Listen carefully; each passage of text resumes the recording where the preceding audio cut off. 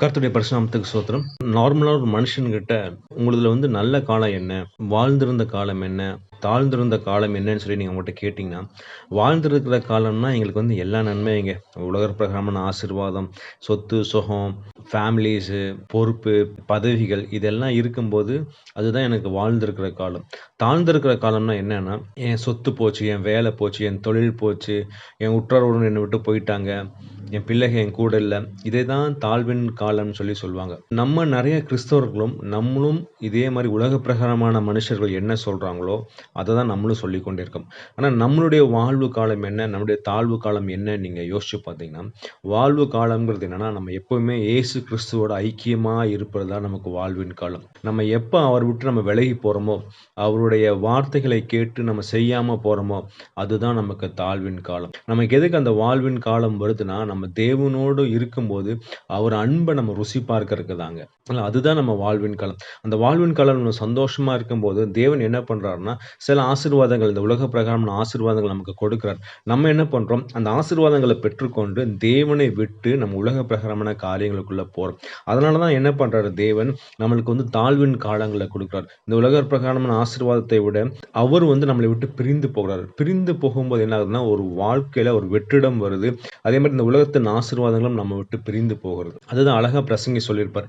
நீங்க பிரசங்கி 7:14 நீங்க வாசிச்சீங்கன்னா, வாழ்வு காலத்தில் நன்மையை அனுபவித்திரு, தாழ்வு காலத்தில் சிந்தனை செய். அது என்ன சொல்றாரு, வாழ்கிற காலத்துல வாழ்வு அனுபவிச்சிரு, தாழ்வுல இருக்கும்போது என்ன பண்ணு, சிந்தனை செய்ன்னு சொல்றாரு இல்லையா?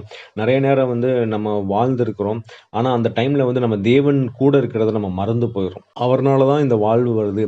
அவர்னால தான் இந்த ஒரு சந்தோஷம் வருது. அவர்னால தான் இந்த சமாதானம் வருதுன்னு நமக்கு தெரியாம நம்ம தேவனை விட்டு விலகிறோம். ஏன்னா பவுல் அழகா சொல்றார் இல்லையா? இந்த வாழ்க்கைங்கிறது ஒரு பந்தயத்துல ஓடுற ஓட்டம் மாரிங்க. நார்மலா இந்த உலகத்தின் மக்கள் பந்தயத்துல ரேஸ்ல போகும்போது என்ன பண்ணுவாங்கன்னா, உலகத்தின் காரியங்கள் எல்லாத்தையும் வெறுத்து விடுவாங்க இல்லையா? அவங்க காலையில 4 மணிக்கு எந்திரிச்சு ட்ரெயின் பண்ணுவாங்க. தேவையில்லாததெல்லாம் சாப்பிட மாட்டாங்க. நெறைய பிராக்டிஸ் பண்ணுவாங்க. தூக்கத்த கம்மி பண்ணுவாங்க. உடம்ப உருக்குவாங்க இல்லையா? ஒடுக்கி இல்லையா? தான் சொல்றத கேட்டு அந்த உடம்ப செய்யற அளவுக்கு ட்ரெயின் பண்ணுவாங்க. நம்மளும் அப்படிதான். இந்த விசுவாச ஓட்டத்துல ஓடும்போது என்ன பண்ணணும்னா, நம்ம உலக பிரகாரமான இச்சைகளை வெறுத்து, நம்ம சொல்றது இல்லையா? ஆவியானவர் கூட நம்ம இணைந்து, நம்ம சொல்றத இந்த மாம்சம் கேட்டு, அதை ஒடுக்கி, நமக்கு கீழ்ப்படுத்துறது தான் அந்த விசுவாச ஓட்டம். அந்த விசுவாசத்த ஓட்டத்துல ஓடும்போது தான் நான் என்ன பண்ண முடியும்? நம்மளால அந்த பந்தய பொருளாகிய நித்திய ஜீவனை நம்ம பெற்றுக்கொள்ள முடியும். நம்ம அப்படி பண்ண முடியலன்னா என்ன ஆகுதுன்னா, அதுதான் நம்ம தாழ்வின் காலம் இல்லையா? ஸோ அதனால அந்த தாழ்வின் காலத்துல நம்ம என்ன பண்ணணும்னா, சிந்தனை செய்யணும் ஆக்சுவலா உட்காந்து. எதனால எனக்கு ஒரு வெறுமை இருக்குது, இல்ல நான் தேவனோடு இருக்கும்போது ஒரு சந்தோஷம் இருந்தது, சமாதானம் இருந்தது. என் வாழ்க்கையில என்ன சிச்சுவேஷன்ஸ் இருந்தாலும் நான் சந்தோஷமா இருந்தேன். ஆனா நான் தேவனை விட்டு வழி விலகி போயிட்டேன். அப்போ ஆட்டோமேட்டிக்கா எனக்கு ஒரு வாய்டு வந்துருச்சு. எனக்கு ஒரு வெறுமை வந்துடுச்சு. நம்ம என்ன பண்ணணும்? உட்கார்ந்து நம்ம ஆராய்ந்து பார்க்கணும் இல்லையா? அதுதான் தாவீது பண்ணார். தாவீது சின்ன பையனா இருக்கும்போது சந்தோஷமா இருக்காரு. 30 வயசு வரைக்கும் அவர் வாழ்க்கையில நெறைய பிரச்சனைகள். காடு மேடு அலைந்து திரிகிறாரு, ஓடுகிறாரு சவுலுக்கு பயந்து, கஷ்டப்படுறாரு, கோலியாத்த கொல்றாரு.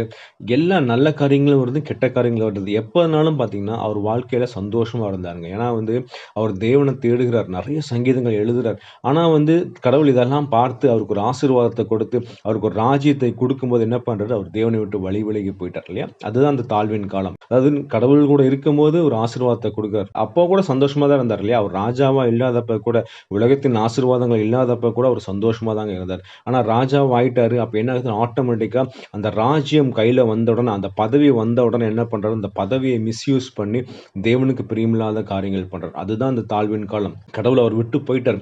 அதற்கப்புறம் நாத்தான் சொல்லும்போது அவர் மனம் திரும்புறார். அதுதான் சிந்தனை செய்றார். இல்ல ஏன் இந்த பாவத்துல நான் போய் விழுந்தேன்? அப்படின்னு சொல்லி தேவனிடத்துல அவர் என்ன பண்றாரு? ஒப்புரவாகுறார். அதனால தான் சங்கீதம் 51 வந்தது இல்லையா? நீங்க சங்கீதம் 51 நீங்க வாசிச்சீங்கன்னா 10, 11ல அவர் சொல்றார் இல்லையா? உமது சமூகத்தை விட்டு என்னை தள்ளாமலும், உமது பரிசுத்த ஆவியை என்னிடத்திலிருந்து எடுத்துக் கொள்ளாமலும் இரும். அதுதான் அவருக்கு தாழ்வின் காலம். உமது இரட்சணியத்தின் சந்தோஷத்தை திரும்பவும் எனக்கு தந்து, உற்சாகமான ஆவி என்னை தாங்கும்படி செய்யும். அதுதான் கேட்கிறார். எனக்கு மறுபடியும் அந்த உற்சாகமான ஆவியை தாங்க. அந்த இரட்சணியத்தின் சந்தோஷத்த கொடுங்க. நான் வாழ்ந்திருக்கணும்னு சொல்லி என்ன பண்றாரு? தாவீது கடவுள்ட்ட கேட்கிறார். நம்மளும் அப்படிதாங்க. நம்ம எப்பொழுதும் கடவுளோடு ஐக்கியமா இருக்கணுங்க. அதுதான் நம்ம வாழ்வின் காலம். இந்த உலகத்தின் ஆசீர்வாதங்கள் எல்லாம் நம்மள எதுவுமே செய்யக்கூடாது. நம்ம உலகத்துக்கு செத்தவர்களா இருக்கணும். நம்ம உலகத்துக்கு சாகாம இருந்தா தான் இந்த உலகத்துல இருக்கிற எந்த ஆசீர்வாதமும் நமக்கு பணம் இல்லைனாலும் சரி, புகழ் இல்லைனாலும் சரி, நம்ம தேவைகள் சந்திக்கப்படலனாலும் சரி, நம்ம எப்ப இருப்போம்? நம்ம சந்தோஷமா இருப்போம்.